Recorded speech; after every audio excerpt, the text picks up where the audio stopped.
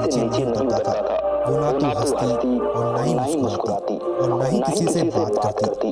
वो हमेशा यही सोचती कि अब इस दुनिया में मेरा कोई नहीं है, मुझे मर जाना चाहिए। अब मैं जीकर भी क्या करूंगी, मैं किसके लिए जीऊं, मेरा सब कुछ तो छिन गया। और वो हमेशा भगवान से यही प्रार्थना करती कि उसे भगवान मौत दे दे।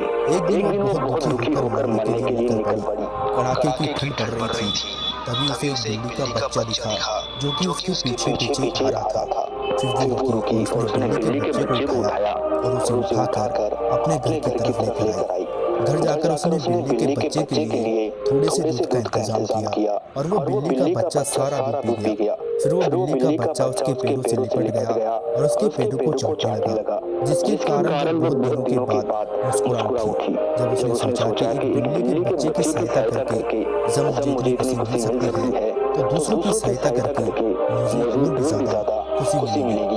इसके बाद वो अगले दिन सुबह उठी और अपने पड़ोसी के लिए खाना बनाकर लेके गई क्योंकि वो बीमार था। और फिर ऐसे ही वो कुछ ना कुछ हर दिन नया करती गई जिससे दूसरों को खुशी मिले। और अब वो बहुत खुश रहती है दूसरों की सहायता करके। जब उस धनी महिला ने बहुत बच्चों की बात सुनी तो वो रोने लग गई। बहुत बच्चों से कहने लगी कि मेरे पास सब कुछ तो था जो कि मैं पैसों से खरीद सकती हूँ, लेकिन मैंने वो चीज़ खो दी है जो मैं पैसों से नहीं खरीद सकती। मैंने कभी किसी की मदद नहीं की। मैंने हमेशा धन कमाने के चक्कर में और धन जोड़ने के चक्कर में ही अपना समय बिता दिया। फिर बौद्ध भिक्षु ने सुहेला से कहा कि खुशियाँ हमारे आसपास ही बिखरी पड़ी है, बस हम उन्हें पहचान नहीं पाते। हम तो धन को ही सारी सुख सुविधाएं मानते हैं, सारी खुशी मानते हैं, सोचते हैं कि हमारे पास पैसा है तो खुशियाँ हम खरीद सकते हैं, लेकिन ऐसा बिल्कुल भी नहीं है। आप पैसे देकर खुशियाँ नहीं खरीद सकते, जबकि आप खुशियाँ देकर पैसे खरीद सकते हैं। जिंदगी की खुशियाँ इस पर निर्भर नहीं करती कि हम कितने खुश हैं,